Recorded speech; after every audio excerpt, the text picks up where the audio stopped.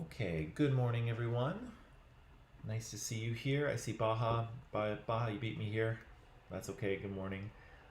Casey's here. Good morning, Casey. Good morning, Karen. Good morning, Mashid. Mashid is here, and Sam's here. Good morning, Sam. Um, who else do we have? I think we only have five right now. Is that five? Yep. Okay, we're gonna have to wait. We're gonna have to wait a few more minutes for the other people. But while you five are here, um, how was reading this article on a scale of 1 to 10? Was it one being really, really, really difficult and 10 being really, really, really easy? Where was it for you? How difficult was it?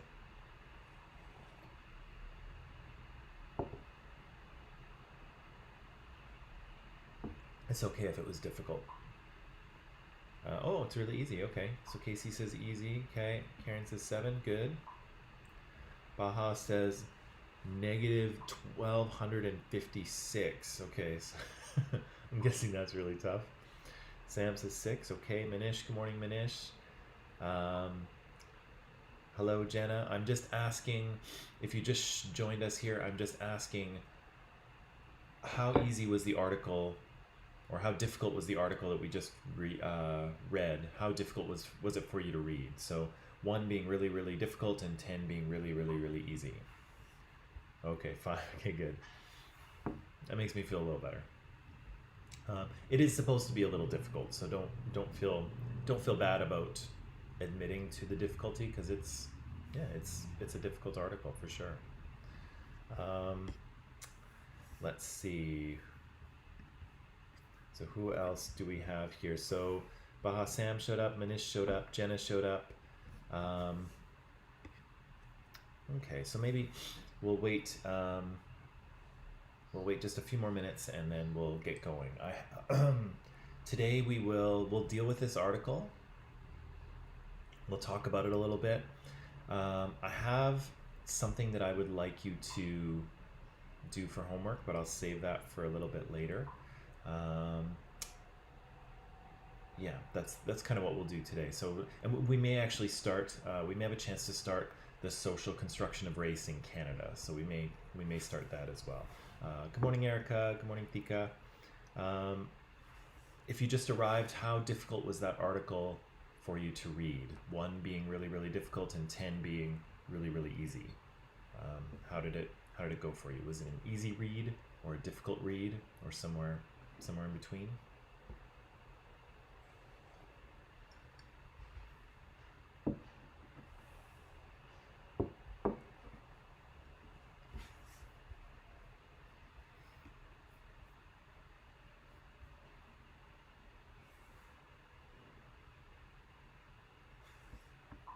Let's see, maybe a 7. Okay, that's encouraging. Um, that's one of the reasons why in a 7. Okay, one of the reasons why I gave us this article, but and again, usually I save this until a little bit later in the course. Racism is one of the later units that we normally do, but of course, because of what's happening in the United States and Canada and worldwide, we kind of did it first. Um, but this is a real academic article, and so it's useful for us to read because again, if you go to university, you will read more papers like this for sure. Um, but I also wanted to do it because it's okay for it to be difficult for us to read. Um, it, Articles like this are not written for you and me. They're written for mostly for the scientific community. So Shavella Pittman here, who wrote this article, she's not writing for high school students and high school teachers.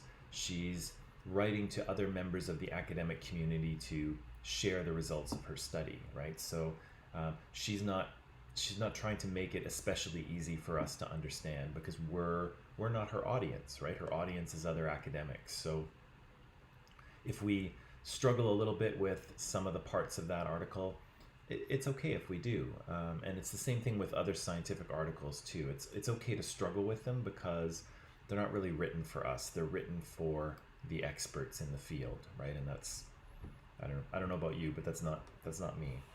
Um, but okay, let's jump in and let's let's talk about this article, okay?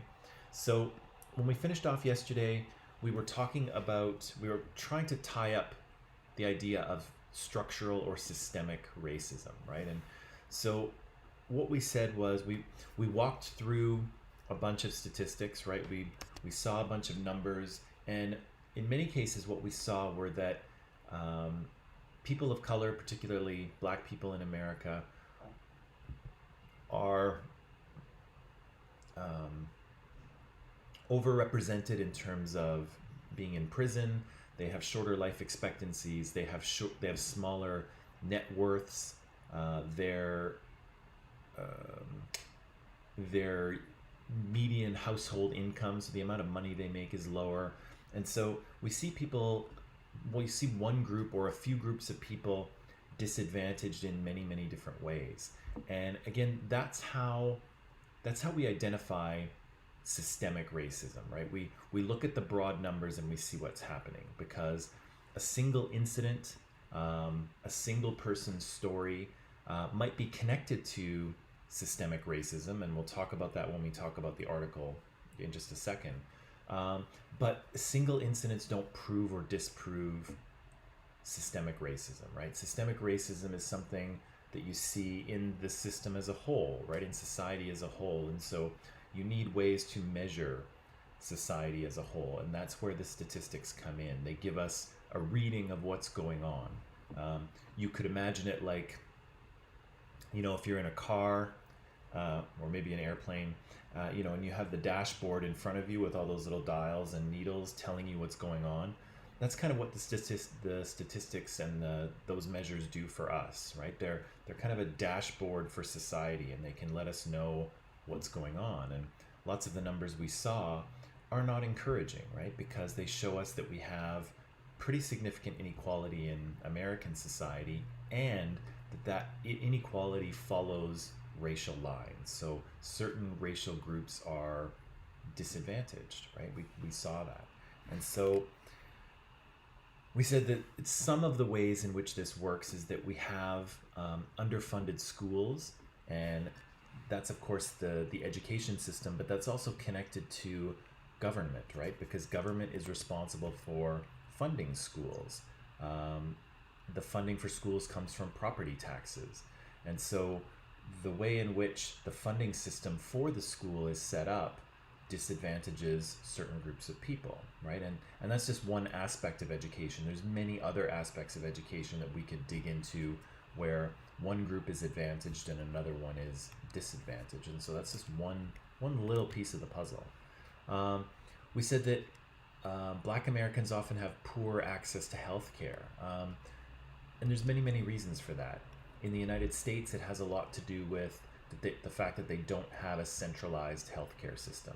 And so everyone is responsible for getting their own health insurance. Here in Canada, I'm biased, of course, but I'm going to admit my bias here. We have a much better system, right? Because everybody gets medical treatment regardless of their race or gender, right? As a Canadian citizen, you go into a hospital, you will be treated. However, that's not to say that there is no bias in the Canadian medical system. There certainly is, but at least we have a system where everybody has access to medical care, right? And the US doesn't have that, and because of that, we see certain groups of people are disadvantaged, right? Good morning, Ivan, or good evening, Ivan. We saw in a video a couple days ago, we saw that Black Americans and people of color have historically been denied mortgages and loans and investments, right? And that's how you build wealth, right? And that's how you pass your wealth on from generation to generation. Families like Donald Trump, Donald Trump isn't rich because he's a great businessman and he made himself rich. He's rich because his parents were rich, right? They started a business. That business did really, really well, and then they passed on that wealth to him. And he's going to, if he doesn't screw it all up, he's going to pass that on to his children, and his children are going to pass it on to their children. And so if you are able to sort of take part in this economic system and get mortgages and loans and make investments, you're able to sort of build your family's wealth over time. But if you are not allowed to take part in that system, you can't really build wealth. And that's, to a large degree, that's what we're seeing in some of the numbers that we saw, is that black families are, black households have a very low net worth. And part of it is because they haven't been able to build any wealth and pass it down through generations. And so every generation, every family is just kind of meeting their own needs, and that's it. They're not able to build any wealth, whereas white families seem to be able to. And then we see unequal treatment in every other social institution. And so this has to do with government. It has to do with the criminal justice system and the courts. This has to do with policing. This has to do with popular media. All of these things are part of the societal machine, and they all operate in a way to disadvantage certain groups of people. Now, for now, that's kind of where I'm going to leave this systemic or structural racism. But I want you to understand that we've really just scratched the surface of what this is. It is an intensely complicated situation. If you think about, since we're talking about the US, if you think about the US, it is a machine that serves 300 million people, and it's a machine that's been slowly built up for 250 years. So it's a big, complicated societal machine with a lot of different parts to it. And so there's a lot to fix, and it's very complicated. And so again, we've just really scratched the surface. And so my hope here is that you at least have some idea of what systemic racism is and how it works, even though we haven't really had enough time to properly dig into it. But really, I think we could throw everything else in this course out the window and just spend the rest of the time on systemic racism, and we still wouldn't be able to cover it, because there's so much to learn about and discuss and fix. But unfortunately, I'm just going to leave it there, because we just can't deal with how big of a problem it actually is. So we've seen that slide before. We talked about systemic racism, and then we went on to talking about this article from yesterday. And again, I told you it was a real academic article. It's written for academics, and because of that, it's kind of complicated, but that's okay. The other thing I wanted to point out to you is that when you're reading a paper like this, sometimes you can get away with just reading pieces of it. Again, it's written for an expert, and so there are parts of this article that you and I aren't going to get a lot out of. We're not going to be able to identify, issues with the methodology, or sources in the literature review that the author might have missed. Only experts know that stuff, and we're not experts. And so what we want to do, if we're reading a paper as an undergrad, as a UT student, what we want to do is we just want to get what the article is about, right? What the author is arguing and how they're arguing it, because that's really what the prof wants you to know, right? They want you to know, what's the point of this article? What's the argument? What does it say? And so because of that, even though many scientific papers basically follow this structure, some of them have different sections and different titles, and you'll see that with the article that we read. Some of the titles of the sections vary a little bit, but we can kind of get away with not reading most of these, right? We can skip over. Sometimes you can skip over the introduction. It's up to you, but often the theoretical framework, if there's a literature review, and sometimes even the methodology, you can either pass by it or just scan through it really, really quickly just to get an idea of what's there. But really what we want to know is, what does the article discover in the end, right? What is the argument that the author is making? And so usually we find that in the abstract, and usually we find it in sometimes in the analysis, but definitely in the results or conclusion or discussion section at the end. That's really that's the important part of this article. So that said, we read this article. You all had a reasonably okay time with it, if your number scores are to be believed. Good morning, Caleb. And I asked you just 3 questions. What's the author's argument? And something about internalized dominance and internalized oppression. Okay?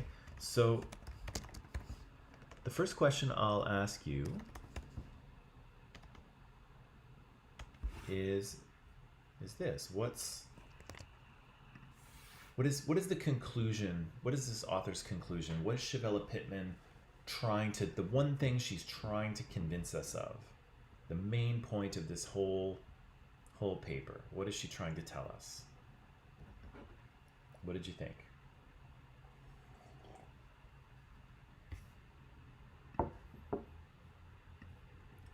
What did you think?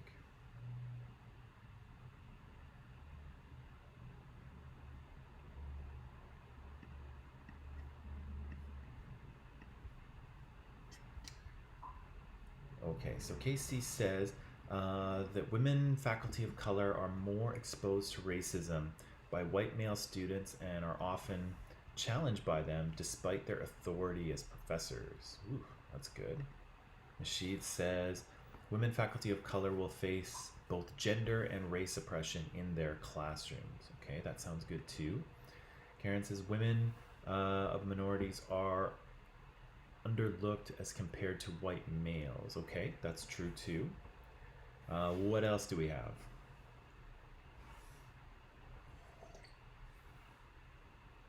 There are 11 people watching and 3 people have answered, so that leaves 8 more people, if my math is correct. Other 8 people, what do you think? What's the conclusion of this article? What is Shavella Pittman trying to convince us of?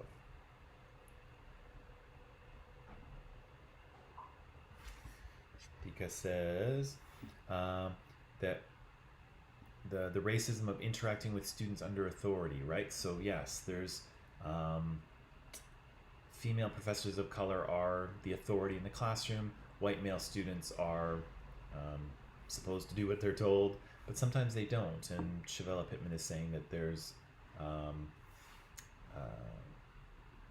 it has to do with the oppressive relationship between these 2 groups, right? It has to do with racism. What else? 7 more people. 7 more people who can answer. Here we go. Baha says, women of color are at a higher chance to face both gender and color or race discrimination. Yeah, okay. That's good too. That's good. What else?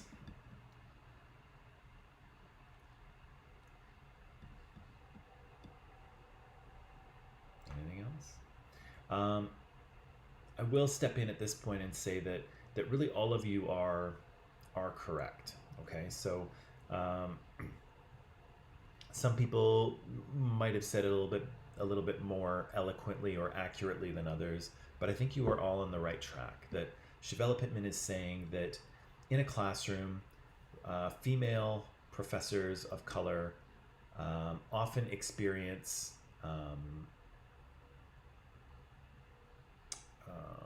or are often exposed to sort of unpleasant experiences that are probably motivated by racism, right? So KC said it really well here, I think.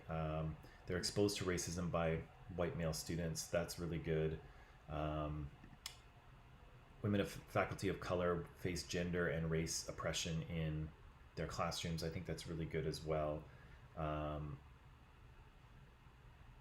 Yeah, so I think that's Shavella Pittman's conclusion. Depending on how you want to say it, I think that's what she's trying to convince us of. Okay, so that said, what are, I'm not sure I spelled that right. Eek. What are her premises? So, of course, when we do critical thinking, if Shavella Pittman wants to convince us that women faculty of color in universities face racism and sexism in the classroom, or gendered racism, as Shavella Pittman says, we should ask Shavella Pittman, okay, why should we believe that? What's your evidence? What's your proof? Why should we believe what you say, Dr. Pittman? Okay, and so as a good scientist, Shavella Pittman would provide us with some evidence, some premises for her argument. And so, what did you say for those? What are some of the premises to this argument? What's the support?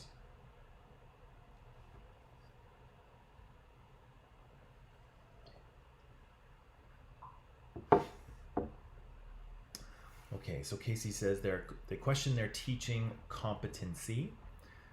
They disrespect their scholarly expertise. And sometimes we see passive, aggressive, verbal and non-verbal behaviors, such as rolling of the eyes. Okay, that's not cool. Casey also says that they open the door without knocking, and that shows disrespect. Yeah, that's not nice to just barge into somebody's office, right? What else do we think? Give me more. More.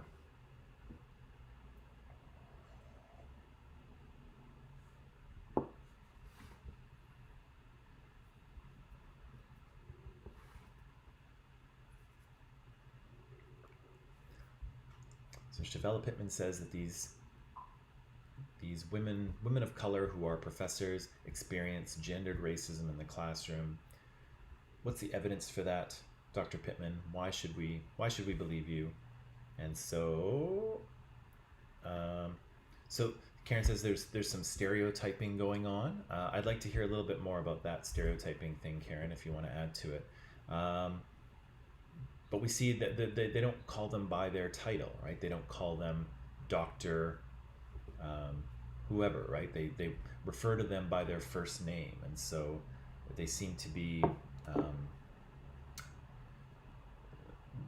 they seem to not be acknowledging their expertise, right? Their title as doctor. Tika says they evaluate their ability, right? So there are students that are questioning how these teachers go about teaching their class, right? That's true. What else is happening here?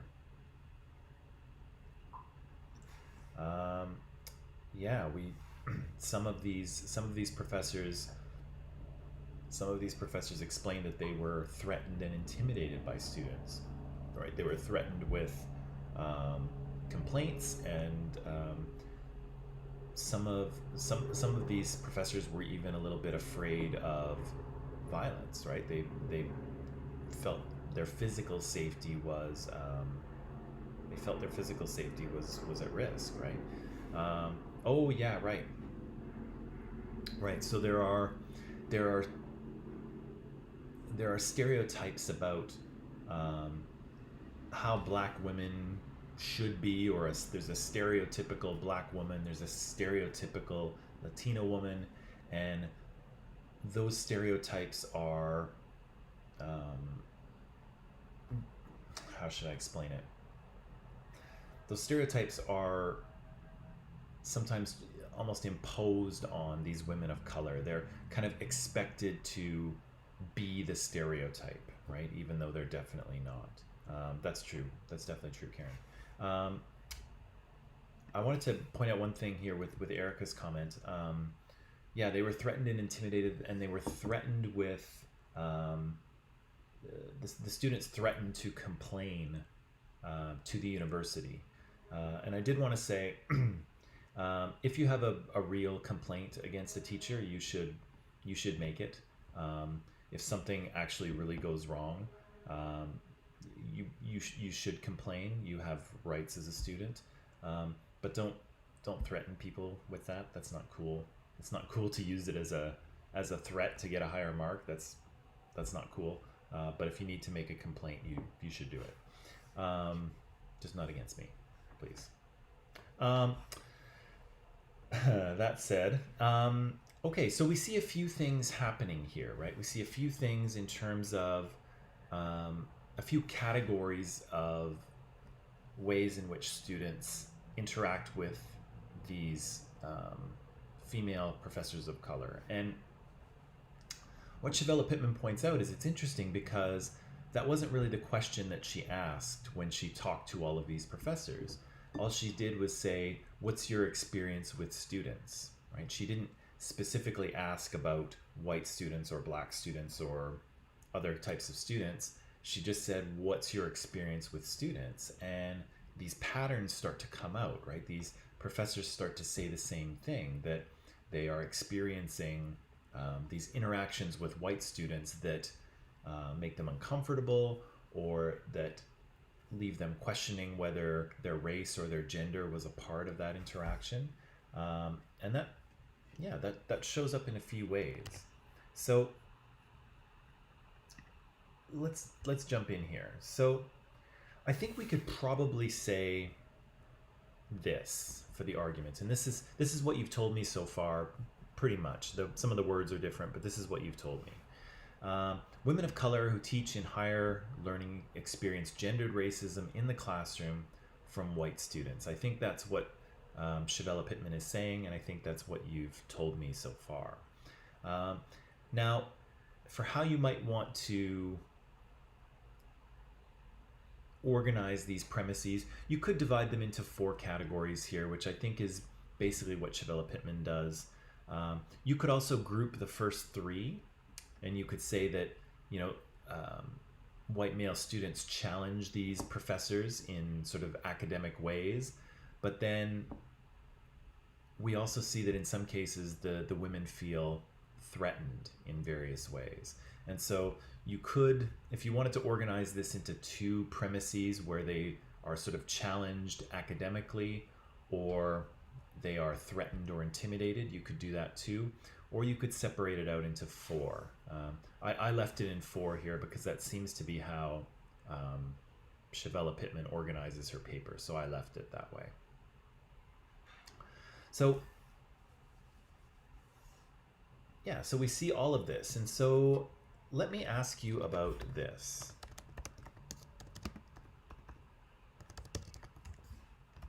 Let me ask you about this.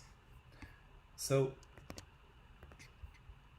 I asked you, where do we see internalized oppression happening here? So internalized oppression is where the dominant group acts out their dominance. They act out their dominant role with minoritized people, but sometimes it is on purpose and sometimes it is not on purpose. So what kind of things do we see for internalized oppression, where people are acting out their dominance? And so, of course, in this case, it would be the white male students. Where do we see this happening?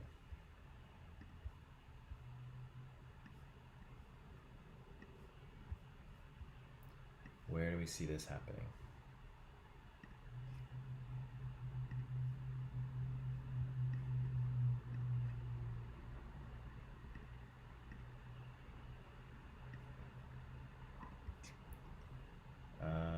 Okay. I need a little more than that. Also in private, though. Give me a little more than that. Where do we see white male students acting out oppression, showing their dominance, showing that they're part of the dominant group? Some of these we've actually talked about already, but we can say them again.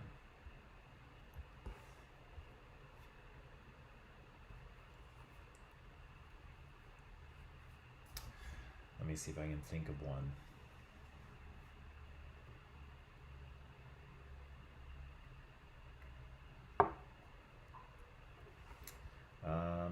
Okay, so we see in the office and in class. I guess I'm asking how, though. How do they act out their internalized dominance?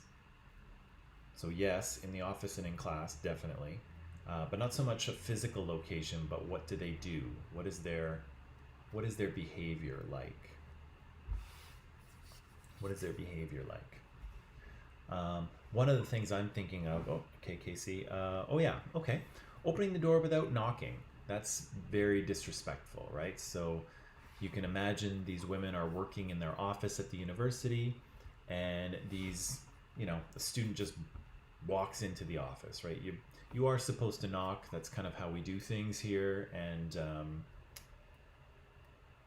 interestingly, these professors seem to report that white male students do that much more often than do students of color or female students, right? So there seems to be a bit of a pattern where white male students just kind of barge into offices, right? Yes, Sam, there's maybe some bullying going on, but I need a little bit more than that. There's a disparity between the percentage of white women and black women and women of color are often assigned more difficult tasks. Yeah, so this is almost,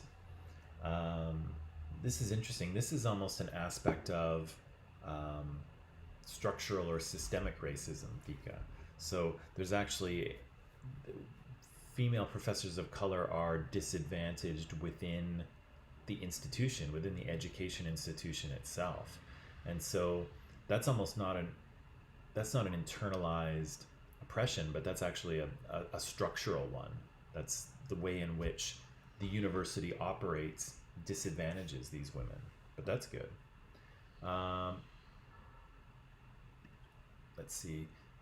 Yeah, so threatening is an expression of internalized oppression, right? It's an expression of dominance. You don't threaten people that you're scared of, right? You don't threaten people that you are afraid of. And so the fact that these students feel that they can threaten these professors is evidence that the students feel like they have more power than the professor does, right? And so yeah, that's an internalized oppression, and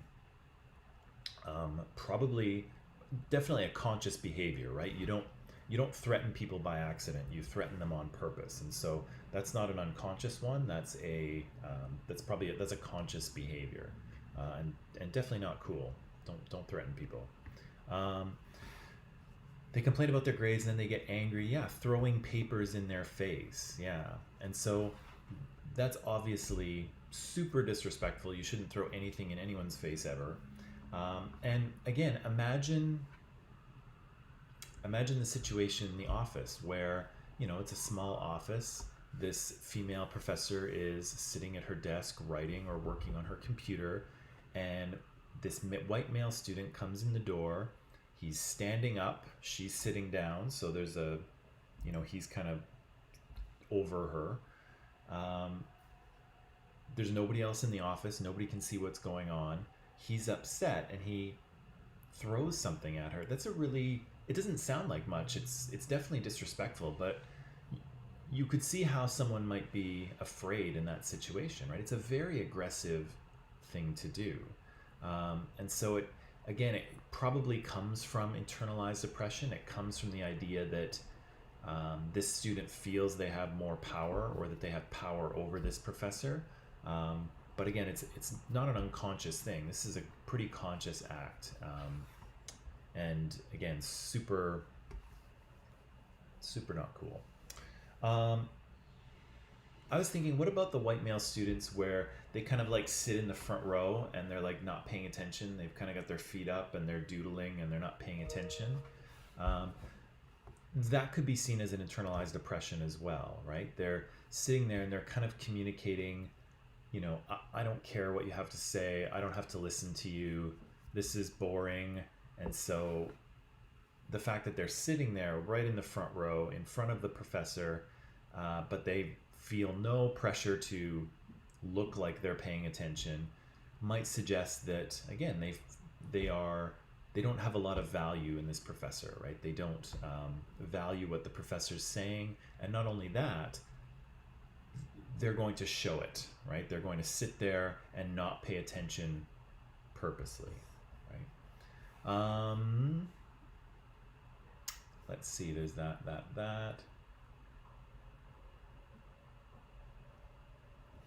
Really, what you could say about this is that really all of the premises of this argument. Sorry, I'm just gonna go here. All of the premises of this argument are ways in which all of these are ways in which people are acting out their internalized oppression, right? So challenging the authority of a professor, right? So the idea is that somehow white male students know more than female professors of color, right? They feel like they don't have to listen to them. They challenge their teaching competency, and so the question, of course, is that would these white male students challenge a male professor or a white male professor? It's hard to know, right? Maybe not. We saw that they were challenging, these students were challenging their scholarly expertise. So not only were they challenging the idea that these female professors of color knew what they were talking about, but in some cases they were actually challenging the whole idea of their course. And so if these professors were teaching a course on social justice or on racism or on minority perspectives on history or something like that, the very idea of the course, the very idea of that scholarship is questioned. It's like, oh, is this really important? And you read in the article, there was the one student who, when they finally watched Blade Runner, he finally felt, oh, now this is real, right? This is what we should be doing, and all of this other stuff that we've done in the course, that's not real, that's not knowledge, right? So we see kind of internalized oppression happening there as well. And of course, you've all pointed out the way in which these teachers were threatened, right? And so that's an acting out of internalized oppression, but it's obviously a very clear and conscious one as well. Okay, we've been working really hard. We're getting through this. Tell you what, let's take a little break. We'll take 10 minutes. We'll come back, and then we'll talk about the internalized. We've been talking about internalized dominance. We'll talk about the internalized oppression. Sorry, I think I screwed those up a little bit earlier. We've been talking about. Yeah, sorry, I feel really bad now because I've probably confused you entirely. We've been talking about internalized dominance for the past 10 minutes, and I've been calling it internalized oppression. We'll take a break. Sorry, my brain's not working this morning. We'll take a break, and when we come back, we'll actually talk about internalized oppression. Okay, so take a break, stretch your legs. I'll try and turn my brain on, and I'll see you back here in 10 minutes, okay? Yikes. Okay.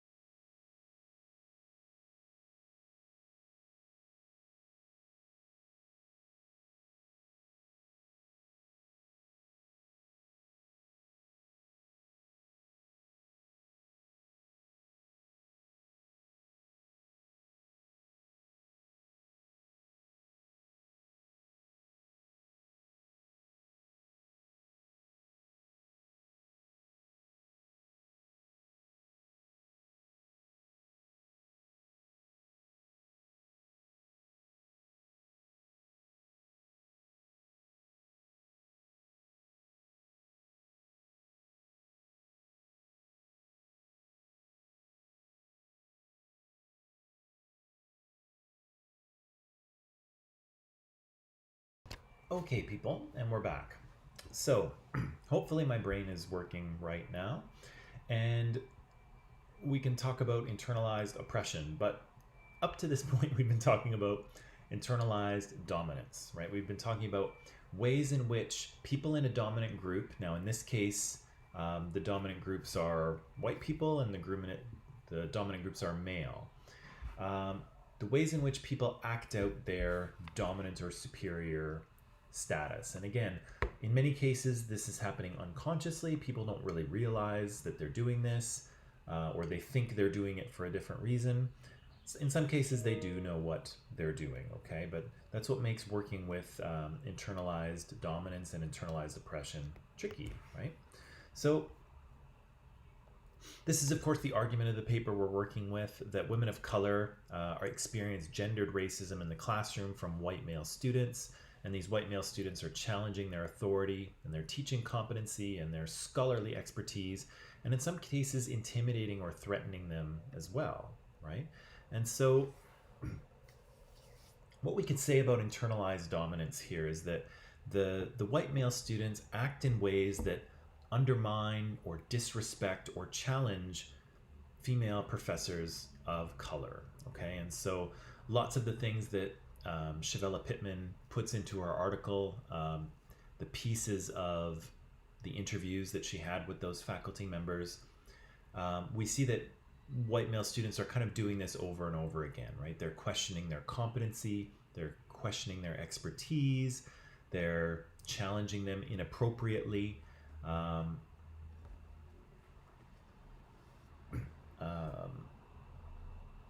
yeah, we see this kind of over and over again. These are ways in which they are undermining or disrespecting them.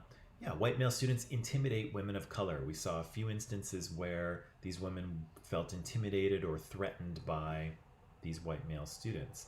We saw that white male students saw social justice classes or classes that were focused on feminist perspectives or minoritized group perspectives. They saw those as not real, right? That's not real knowledge, that's not real scholarship. And then when they finally got to Blade Runner, let's say, then suddenly it was real, right? It was what they should be studying.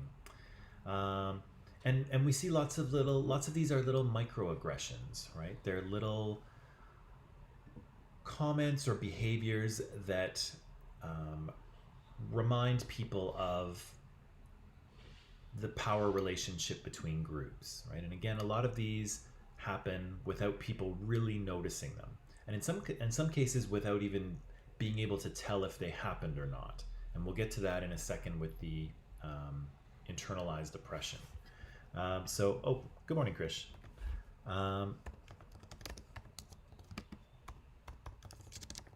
So now I will ask you, and I did not spell that correctly, yikes, and I can't fix it. Embarrassing. I just won't put it on the screen. Evidence of internalized oppression. So these women of color are in minoritized groups, right? They're women and they're people of color. How do we see them sort of acting out the fact that they have less power in society? How do we see that? This might be a trickier one, but I'm curious to see what you might say.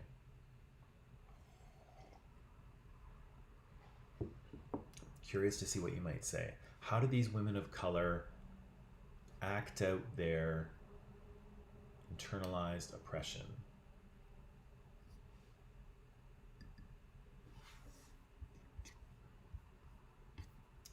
What do you think?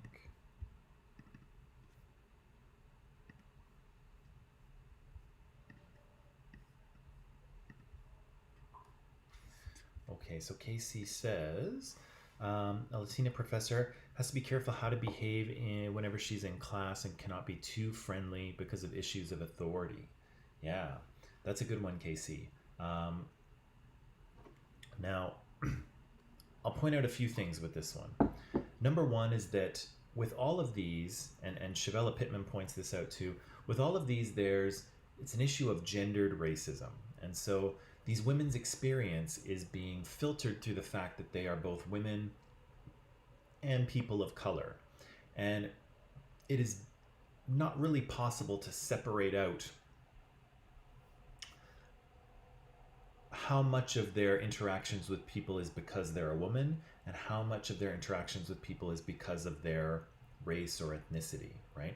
These things are kind of combined in a way that you can't separate and you can't really tell what's happening. But this particular professor here says she has to be careful how she behaves because there's issues of authority. Now, that's an issue for anyone in authority, right? They have to, you have kind of a spectrum, and on one side, you're an awful like army drill sergeant who's like yelling at people all the time, and then on the other side, you're sort of super friendly and bubbly, and neither of those are really great places to be if you're someone in authority. So whether you're a teacher or a boss or whoever, you have to find somewhere in the middle. You have to be nice enough so that people like you, but you also have to be kind of strong enough so that you can have authority and people will listen to you. And so for anyone in an authority, it's kind of a difficult balance. But here, particularly for women, it is more difficult for them to find that balance, to find that center point, because the stereotypes, the messages we've received about women, and this is something we'll get into in sexism, but the messages that we've received about women are that they're not really supposed to be bossy, right? Women are not usually in charge. Men are the authority figures. Men can be bossy. Men are sort of expected to take command, and women are expected to be subordinate. Women are supposed to listen to or follow commands. And again, I'm not saying any of that is how it should be, but that's how we are often socialized to be. And so for women who are in positions of authority, it's often much more difficult for them to find that balance. And sometimes they have to be a little less friendly than they might normally be because they need to be taken seriously, right? Whereas someone like me, since I'm a man, I can be more friendly, right? Because stereotypically, people might see me as an authority figure. They might expect a man to be an authority figure. I don't have to be so authoritative. I can be more friendly and I can get away with it. But because women aren't expected to be authority figures, sometimes they have to be more authoritative in order to be respected. And again, I'm not saying that any of that is right or the way it should be, but often that's the way things work. And so this professor here is saying that very thing. She's saying, she would like to be more friendly with her students, but she's afraid that they won't respect her authority that way. And so she has to kind of pull back, right? She has to not be as friendly as she might want to be. Karen says they're more stressed and anxious, right? And that is, I'd like to hear more internalized depressions. By the way, I see there's only 2 comments, but I want more comments. There's 14 of you out there. I'm sure you have something to say. I'm sure you're all very quick typers. Gimme. Karen, yeah, they're more stressed and anxious. And so the problem with all of these kind of internalized dominance, internalized oppression, microaggression situations is that they seem to happen quite frequently. And so, again, they don't seem like much when you simply name one of them. But the fact is they happen over and over and over again all the time to women and to people of color. And so it becomes very stressful and anxiety provoking because it's this constant thing that minoritized groups have to deal with. And so, yeah, it can cause a lot of stress and anxiety when there's constantly when your gender or when your race is constantly a part of your interactions, and you can't just sort of deal with people person to person. There's always, you're always being seen through these filters. Okay, anything else? Internalized oppressions? I'm not seeing anything. So here's what we see.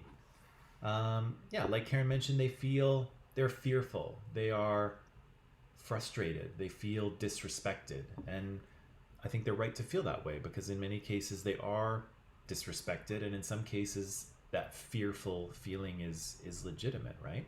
Um, they have to moderate their behavior in ways that a white male professor wouldn't have to. Yeah. Now, part of this, we haven't talked about this yet, but I'll talk about it now. Part of this is because of the stereotypical ideas of the stereotypical ideas we have about what certain professions should be. And so most of us, I think, if you think of a college professor, you will usually think of a male. If you're from a Western country, you will probably think of a white male. And you'll probably think of someone older. And I don't know in your home countries what the situation is, but here in the West, we often imagine university professors to be a little bit odd. They're a little bit different. They're a little bit quirky. And so the stereotype of a college professor is an older white man who's a little bit quirky and strange, right? That's the stereotype. And so again, when one of these women walk into the classroom, if you can imagine a young black woman who's a professor, she's completely different from the stereotype that people have in their head. And so as a result, she is going to be perceived as a professor through those lenses, through the lenses of gender and through the lenses of race, right? And this can happen with people in any sort of situation, right? If you think of a nurse in a hospital, most of us think of nurses as women, right? But there are male nurses. And so male nurses, sometimes people are a little confused or not sure because male nurses don't fit the stereotype of female nurses, right? So we have sometimes when we think about certain types of people or certain occupations, we have an imaginary picture in our head of what that person should be. And for professors, it's usually an older white, kind of quirky guy. And so again, when a young black woman walks into the room as the professor, it challenges people's stereotypes and they're not sure what to think. And they start questioning her on, does she know what she's supposed to? And, is this a legitimate course? Whereas if a white man walked into that class as a professor, nobody would think anything of it, right? Because he aligns with their stereotype. And the last part is this one, that an inability to offer definitive proof of the cause of their oppression. So you can hear this when you read the article. You can hear these women struggling with their experience because in many cases they can't tell if there is oppression going on, right? I think the one example might be toward the end of the article, one of the women mentions this guy, this sort of shaved head guy who starts talking about that if black people want a place in this country, they have to fight for it or whatever he was saying. That's pretty clearly racist. But with lots of the other interactions in this paper, it's not entirely clear what's going on, right? Are these white male students, are they acting this way because she's a woman? Are they acting this way because she's a person of color? Are they acting this way because of both of those reasons? Or are they just being jerks? Do they act like this with everyone? It's really not impossible, but it's really difficult to tell. And that's a struggle for people in minoritized groups as well, because sometimes it's never clear what's happening. You don't really know if you're being discriminated against. You don't know if people are treating you a certain way because of your minoritized group status, because of your race or gender or whatever. And so it can be very confusing and it can be very stressful because it's just never clear exactly what's going on unless someone says something obviously offensive to you. And so that's part of internalized oppression as well, is questioning oneself and saying, gee, did that really happen? Was that racially motivated? Was it motivated by gender? Am I imagining things? Is this person just a jerk?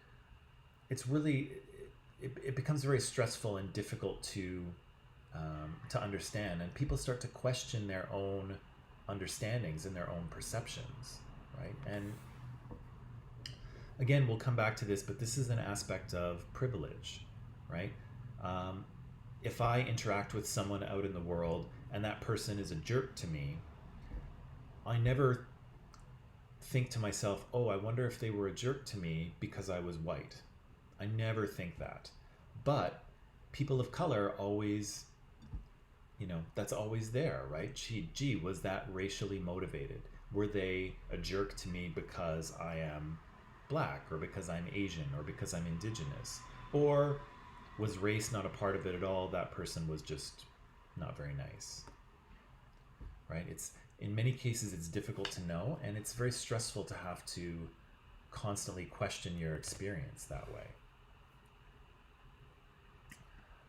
Okay, that said, does that make sense? Do you have some questions for me? Do you want to give me a thumbs up or a thumbs down? Is there something that you wanted to talk about in that article that we might have missed or we might have skipped over?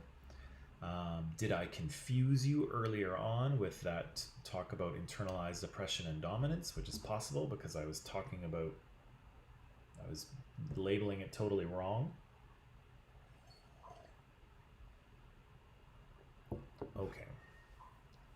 So everyone seems good so far. Karen's good. Casey's good. Dika's good. Mashid is good. As these continue to come in, this is kind of what you need to be able to do, right? If you're in a university class, you need to be able to figure out the main points of this paper, right? So what is Shavella Pittman arguing? That's what you need to know. You don't need to know Erica's good. You don't need to know every detail in the paper. You don't have to memorize every last thing that was said, but you do at least have to understand what the paper is about and what it is trying to prove. And so, of course, we've discussed here that Shavella Pittman is trying to prove that female professors of color experience gendered racism in the classroom, and they experience it from white male students in a number of different ways, and she explains those to us, right? So that's kind of what you have to be able to do. You have to be able to look at one of these papers and understand what the major parts of it are and what the argument is. And again, I showed you all of those different parts. Most articles are built that way, give or take, depending on Justin's good. Good morning, Justin. Most papers are built that way, and so you can at least count on that. You can expect to see those same kind of categories over and over again. Okay, so that seems to be okay. Let's move on to the social construction of race in Canada. So we started out maybe at the beginning of this week, maybe at the end of last week, I've kind of forgotten. We started out talking about the idea, there's a garbage truck outside, it's going to be a little noisy. We started talking about the idea that race was a social construction, and it had a lot to do with the creation of the United States, right? It allowed certain people, mostly white British people, to keep power and opportunity and resources to themselves and deny those things to other people. And they did it based on race, right? They did it based on the color of people's skin. As we're seeing in the news today, come on, garbage truck, get out of here. As we're seeing in the news today, 250 years later, those problems have not gone away, right? We've made a lot of progress has been made, but those things are still an issue in the U.S. right up to today. Canada is similar. Um, Canada is a country that was founded on ensuring that some people had legal rights, some people had access to resources, and others didn't. And we decided who got those things based on race, based on ethnicity. Um, Now, we have a bunch of different, well, today we have a huge number of nationalities and ethnicities and religions and races in Canada. Um, and we always have. Even from the very first minute of Canada's existence, even from the very first minute of Canada's existence, Canada was a multicultural country. There were British people here, there were French people here, there were a huge collection of indigenous cultures, Aboriginal cultures here in Canada. We had immigrants from China, we had immigrants from South Asia, we had immigrants from Japan. And so, again, Canada became a country in 1867, and we were already a multicultural country. So, but of course, we do have a history of racism in Canada as well. And so lots of those different groups of people were disadvantaged in various ways. And so when we talked about the US, we focused a lot on Black Americans because that is currently what's in the news. And they seem to suffer the worst effects of racism in the US. Not that it's a competition. Here in Canada, even though we do have issues with racism against Black people, against Asian Canadians, against Muslims, although that's not a race, that's a religion. We do have those issues, but for Canada, I'm going to focus on Canada's Indigenous people.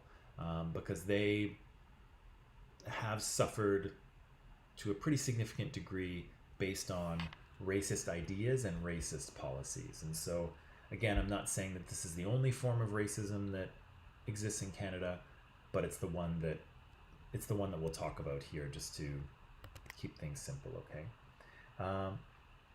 Yeah, so as I said, race has really always played a role in Canada. We've been a multicultural country right from the very beginning. We still like to sort of market ourselves or sell ourselves as a multicultural country, but we're not a country that's free of racism, unfortunately. And so I want to take you through the social construction of race in Canada and how it has negatively impacted Indigenous people, okay? The first thing we should probably know, I know I'm starting this story very early, but don't worry, it's not going to be a long story. The first thing we should know is that prior to about 15,000 years ago, there was really no humans in North and South America. North and South America had been isolated from the rest of the continents for quite some time.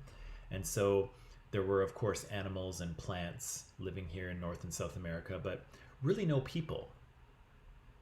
The first people start to arrive here in around 15,000 years ago. And so what happened prior to that is that the northern part of Canada, it was an ice age. And so the global average temperature was a little bit cooler than it is now. And there was a massive sheet of ice all over top of Canada. And so Canada was basically buried in ice about 1 kilometer thick. And so there was really no way into North and South America from Asia, which is sort of where humans evolved and came from. But around 15,000 years ago, the ice started to melt. And there was kind of a sweet spot in between where the ice was melting, but sea levels were still low because a lot of seawater was trapped in the ice. And so there was a small period of time where, if you see where Alaska is today and where that sort of northeast part of Russia is today, those two areas were actually connected and you could actually walk right across.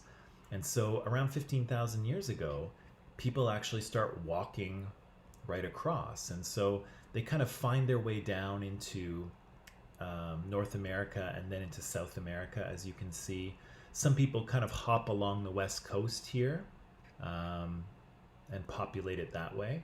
But all of the indigenous people in North and South America basically come from that migration. And so sometimes we call indigenous people First Nations or First People, and that's a very accurate label because they are the first. They actually got here first, and when they arrived, there was no other humans here in North and South America. Of course, they spread out through North and South America. Their numbers increased, and we really don't know how many indigenous people were living in sort of North and South America, but some of the estimates before Columbus arrived in 1492, some say around 200 to 500,000 people. Some suggest as high as 2.5 million people. But this is really interesting. But look at this. With between 300 and 450 languages spoken. And so even though we're kind of, we often talk about indigenous people or First Nations people as one group. In some ways they are one group, but in another way, there's actually many different cultures within it. And so depending on where you go in Canada or the United States or South America, indigenous peoples really have distinct cultures, distinct ways of life, distinct religions, obviously distinct languages. And so they're actually a really diverse group, even though we tend to kind of put them all in the same basket as First Nations. There's actually a lot of different cultures included in that group. So as a quick timeline here, this is what happens. So we know that Christopher Columbus arrived here in 1492. He quote unquote discovered the New World, even though indigenous people of course knew that it was here already because this was their home. And after that, people from Europe started arriving in North and South America. And so some of the earliest people we see arrive are traders, people who are coming to explore and trade with First Nations people, and missionaries who are here to convert indigenous people to Catholicism. And so very early on, this is a fairly equal relationship between indigenous people and traders. Hang on, I'm jumping ahead. It's a fairly equal relationship. And so you have to imagine that, let's just talk about Canada for now. Canada is not a country yet, it's just wild land. Canada is full of indigenous people, and then there's a small number of European traders and explorers coming here. And so they really can't push anyone around. There's just too many indigenous people. So they have to be on their best behavior. And as it turns out, indigenous people help them to survive. Indigenous people kind of teach them about the land and the animals and the plants and how the environment works. And so initially when explorers first start coming, we see that indigenous people have the power, right? They have the knowledge and they have the numbers, and there's just a few Europeans coming over here trying to trade. So that relationship will start out like this, and it will gain some equality, but after that we'll see that white Europeans start to gain power and indigenous people start to lose it. So again, this starts out as kind of a trade relationship in the 1600s, which is 400 years ago. But one of the things that happens very quickly, and this is very connected to what's happening in the world today, Europeans bring with them diseases. And so some of these very nasty diseases like tuberculosis and smallpox and measles, those things come from Europe. People have been fighting these diseases for a long time, and they're their bodies are used to these diseases, right? They have some degree of immunity to some of them, but none of those diseases ever existed in North and South America. Indigenous people have no natural immunity to any of them. And so when Europeans start bringing these diseases over, unfortunately, they transmit them to First Nations people and they spread very quickly, and huge numbers of Indigenous people die. And so, you should probably see some parallels between coronavirus and the types of diseases that Europeans are bringing over. The difference, of course, is that nobody understood how disease worked. And so huge numbers of Indigenous people get sick and huge numbers of Indigenous people die very early on, simply because those diseases didn't exist in North and South America, and Indigenous people have no immunity to them at all. This is a devastating loss for Indigenous populations, and for two reasons. The first one is that when a lot of people die, it is very traumatic, right? You can imagine if huge numbers of your community were dying, that would be awful, right? That would be traumatic and heartbreaking and terrible. But it's made doubly worse for Indigenous people because of the way that they live their lives and the way that they teach and transmit culture. Indigenous people, for the most part, were non-literate societies, so they didn't write anything down. Everything that they knew and everything that they learned was passed on orally. And so from generation to generation, it was taught by speaking and listening. It wasn't taught by writing down. And so if you can imagine, if a huge percentage of your culture dies, if a huge percentage of your people die, you are losing a huge amount of cultural knowledge. And there's no backup for that, right? There's no hard drive somewhere with everything backed up. It's gone. And so the fact that these diseases appear in North and South America, and the fact that huge numbers of people die is awful because people are dying, but it's also awful because large numbers of elders die, and that's where the knowledge is kept. That's where skills are kept. That's where stories are kept. And so Indigenous people start losing big pieces of their culture here because that's where their cultural knowledge lies. It lies up here, and these people are dying. Which is awful, but unfortunately that's just the start of this horrible tale. In 1670, the Hudson's Bay Company is a British company, and it's given rights by the British government to trade for furs in Canada. So the Hudson Bay Company, it's the same bay. If you go downtown on West Georgia and Granville, you'll see the Hudson's Bay Company, or the Bay. Same company, believe it or not. And they started out trading for furs with First Nations people. So First Nations people got blankets and axe heads and guns later on, and the Hudson's Bay Company would buy animal furs because beaver and rabbit fur are what you make those kind of fancy top hats out of that were very popular in Europe at the time. And so there was a very active trade going on between the Hudson's Bay Company and Indigenous people. Indigenous people supplying furs, and the Hudson's Bay Company supplying blankets and axes and guns later on, and things like that.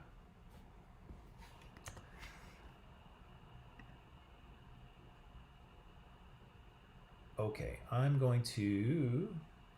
this is the last thing I'll say for today, okay? And it's just this first part. In 1763, King George issues a royal proclamation. A proclamation is a thing that you say, basically. And so King George says a thing. And the thing that he says is that he says that Britain declares dominion over North America east of the Appalachian Mountains. And so he's saying that the sort of eastern part of North America belongs to the British, and more importantly, he says this. Where is it?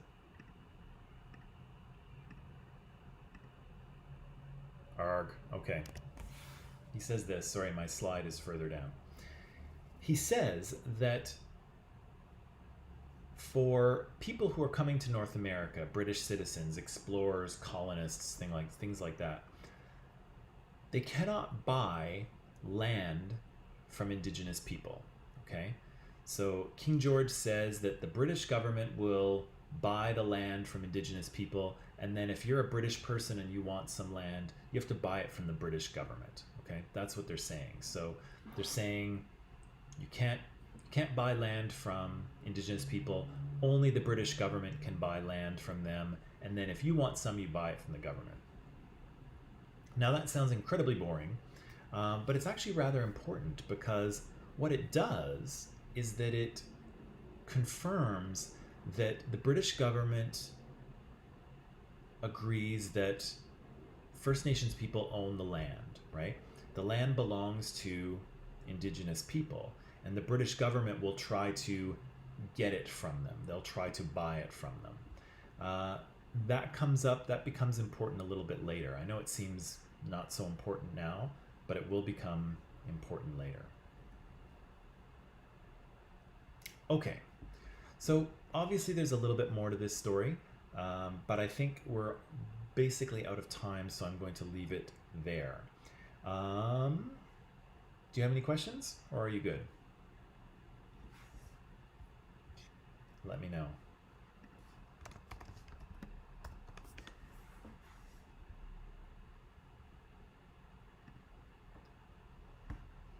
Are you good? Are you awake? Are you with me?